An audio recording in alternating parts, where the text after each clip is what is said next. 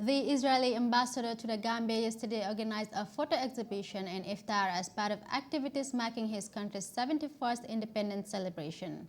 Speaking at the event held at the National Museum in Banjul, His Excellency Ambassador Roy Rosenbelt said the exhibition is about beginnings and baby steps, about two young countries and two people seeking to share knowledge and to make the world better, in the same spirit of giving and doing good that the holy month of Ramadan is all about. Ismail Sonko was there and filed in this report.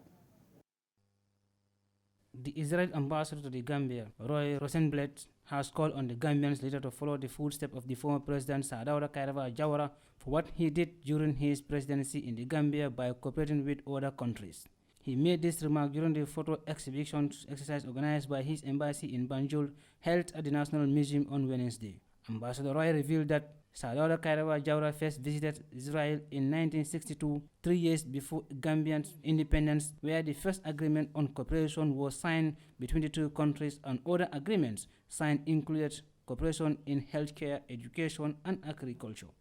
I quote, "The idea of setting conflicts between peoples by peaceful means applies to all countries in the Middle East as in Vietnam," unquote, said Prime Minister of the Gambia, Sir Dawda Kairaba Jawara, in Jerusalem after signing an agreement of friendship between the Gambia and Israel on October 1966. That was Sir Dawda's third visit to Jerusalem, visiting also in 1962 and 1963. He met our presidents, our prime ministers, David Ben-Gurion and Levi Eshkol, Golda Meir, Moshe Dayan, and others. In his first visit in 1962, 3 years before independence, the first agreement on cooperation was signed between the countries. Other agreements signed included cooperation in healthcare, agriculture, and scholarships for Gambian students to study in Israel. He noted that his visit to Sadaura Kairaba Jawara will create a strong friendship between the two peoples, as well as revitalizing those old agreements and reviewing this ongoing friendship. Tomorrow, it will be my great honor to visit Sir Dawda Jawara here in Banjul and emphasize how much we cherish the strong friendship between our two peoples. Indeed, now, in 2019, we are revitalizing these old agreements and reviving the ongoing friendship. President Barrow told me how much he appreciated his meeting with Prime Minister Netanyahu 2 years ago. Gambian Minister of Education Claudiana Cole, Lord Mayor of Banjul, and other officials visited Israel for high-level seminars. Others are in Israel as we speak. He added that when Professor Sisi reached out to him with rare and unique photographs representing the history of the two nations, he was fascinated by the opportunity. The exhibition we are about to see is about beginnings and baby steps. It's about two young countries and two peoples, two nations, seeking to share knowledge and to make the world better, in the same spirit of giving and doing good that is the holy month of Ramadan is all about. I hope to see Gambian leadership following Sir Dawda and visiting Israel soon.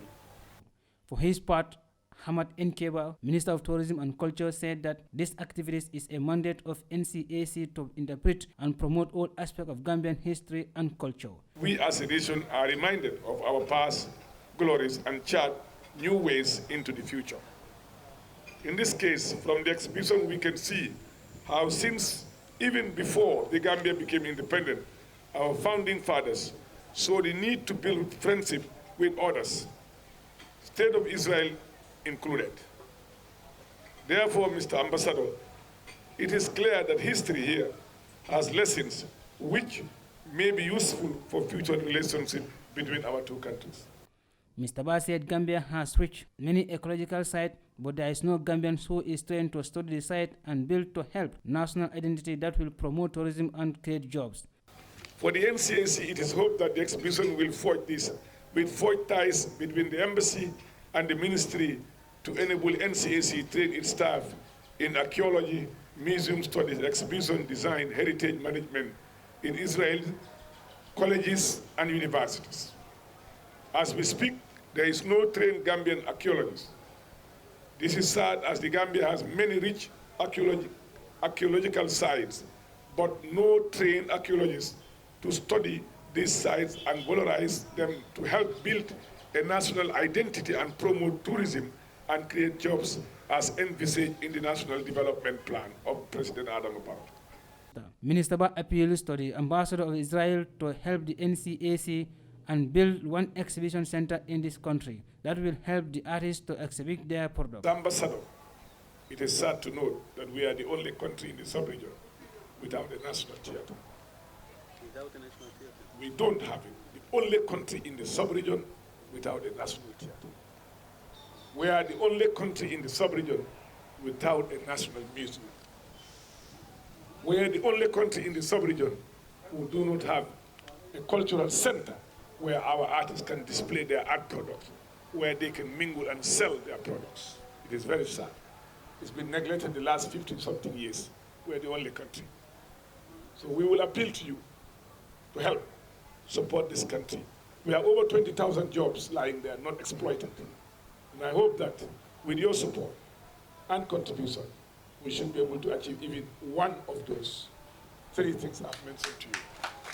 The National Center for Arts and Culture, with the mandate to promote and develop Gambian artists and culture, aims to interpret and preserve national heritage sites and coordinate the development of creative and performing arts, as well as documenting the history of traditions of the Gambia. For African News, this is Ismail Sonko reporting.